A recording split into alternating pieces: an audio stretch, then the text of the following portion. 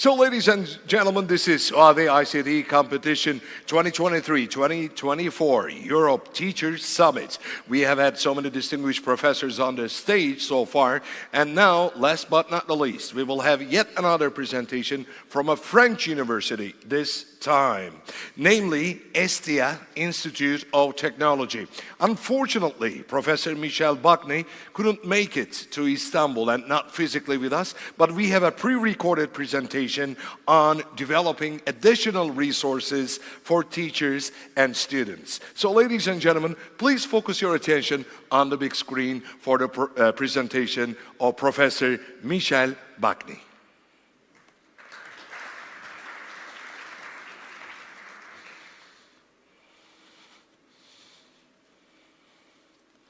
Hello everyone, I'm happy to be here with you in the Europe Teacher Summit. I have 10 years experience in the educational domain, and I would like to share with you part of this experience today, talking about developing additional resources for teachers and students. The presentation can be divided into 3 major points. First, I will talk about the pedagogical challenges students might face while learning and teachers might have while teaching. After that, I will propose some suggestions that can be used to address the previously mentioned challenges. Finally, I will present the booklet I have created last year based on the suggestion to address the difficulties of both teaching and learning. So the first challenge we are going to talk about is related to the teaching approaches. Before, the pedagogical approach was based on the teacher. It was teacher-centered. This means that all activities in the class are based on the presence of the teacher who lead these activities. Today, more and more, we are moving, it's a shift toward a classroom that is student-centered. Now, a lot of courses exist where the teacher is not present at all, and every student can do the course based on his rhythm. So when we develop a pedagogical material, we need to respect that. The second challenge we have is the fact that we are living in the digital era. For more than 30 years, today we have access to, we have used the internet, and we need to develop pedagogical materials that can be accessed and shared via the internet. This does not mean that we should not use the old-fashioned paper book, but it means that we should change the way we are developing the materials to include more digital materials that can be used and shared via the internet. The third challenge we also want to talk about is related to the linguistic domain. An academy like Huawei, where we have international audience, we always assume that all students speak and can use English fluently. This is true in many cases, or in some cases, but in general, students can do that for 10 or 15 minutes, and they lose concentration after that. So to address that, we can do things in 2 different ways. The first one is to not develop materials only in English. This means we need to use local languages where people can hold the sessions for longer time. And the second solution is to use a simplified version of English that everyone can read or use easily. So here are some solutions that can be used to address the previously mentioned challenges. First of all, we should have an easy to access pedagogical materials. These can be divided into 3 points. First, we should use a digital open format that we assume every student who have access to the internet can use. A PDF is a good example for that. Almost all the students who have digital learning can use PDF files. The second one is to use an open and free license to give a legal perspective on the materials you have developed, but you need to make it also open and easy to use, so everyone can use it with the least legal responsibility possible, and we should also respect the rights of the authors. That's why I recommend to use a Creative Commons license to license the pedagogical materials. And finally, the materials should be put online on the repository that is free and everyone can access easily. The second point is the easy to translate. All pedagogical materials should be written in simplified English, no ambiguity, no hard words to translate, no metaphors.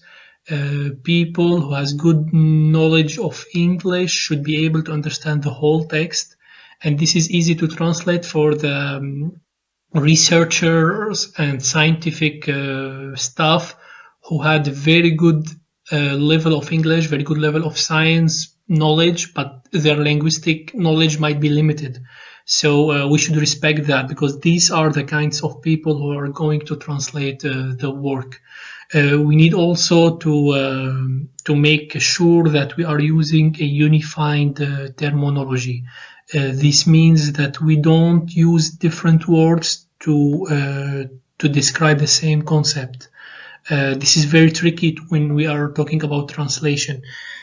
For example, we don't say spectroscope, spectrograph, and spectrometer. This is 3 terms that are used to describe the same device. So we should pick one and use one. And when people are translating the pedagogical materials, it's easier to translate if we are doing it like this.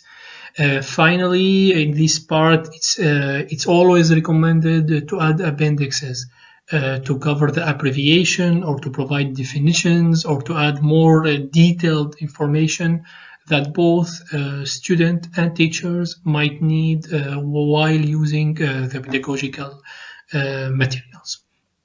The last point is you need to focus also on the pedagogical method. Explain exactly how you think that students should use the materials. This might be obvious for you, but for the students or for the teacher, no, it's not like this. So take the time, put some pages to explain how people should use the materials in the best way. Additionally, try to address the students' need. These materials are developed for the students. So you need to understand what are the difficulties students have while addressing the subjects you are covering. When you understand that, you can easily develop a materials that is student-centered. And here is an example about the book I have developed last year. It is focusing about the Internet of Things exam. The objective is to provide students with a preparation guide that they can use to prepare well for the exam. So the objective of the material is to prepare students to the exam. And here I'm showing you how we respected the easy to access criterion. On the right side of the screen, you can see the copyright notice. We respected the trademark of Huawei. So we said this is always a trademark, and all the work we have created is licensed under the CC BY license. So you can see, people can share, people can reuse the work with no legal responsibility. The most important thing is they should attribute it to the author. The book is in the PDF format and it's online, and I put a QR tag here. You can scan it with your phone and you can directly access the download page, and you can have a copy of the book like that, this simple. Regarding the translation and make the document easy to translate and easy to understand for the students, I added a list of abbreviation and a list of definitions. The IoT learning course is one of the most crowded with abbreviations. There is more than 300 acronym in the course. Students always find that very hard. So at the end of this booklet, I collected all the acronyms. I provided a small definition, 2 to 3 lines for every acronym, and I listed them alphabetically. And on the screen, you can see a screenshot taken from the page that shows the 3 acronyms with their definitions as shown in the book. Finally, the third criterion is the focus on the pedagogical method. Here you can see that the objective is to prepare the exam.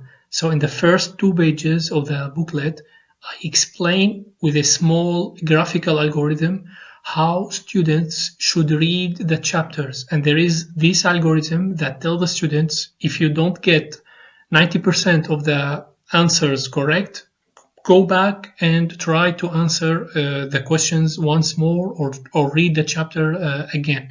So students who are using this booklet, they know exactly what they have to do. Additionally, I added a lot of photos that is like with attractive colors and that address really complicated problems. Here the example shows the different cellular family and the relationship between these families and the 5 generations of the cellular network. This is very hot and difficult topic to address for the students. So with this image, they can easily track or follow the families and the relationship between each family members and the 5 generations of the 5 generations of the cellular network. I hope you find this small presentation interesting, and I'm telling you this is only but the beginning. Currently I'm working on another document on the intelligence artificial and the datacom courses. Here down you can see my email address, so if you like to provide a feedback on the work, or if you like to follow the works I'm working on, feel free to send me an email, and I will be happy to answer all your questions and provide you with updates on the materials I am developing.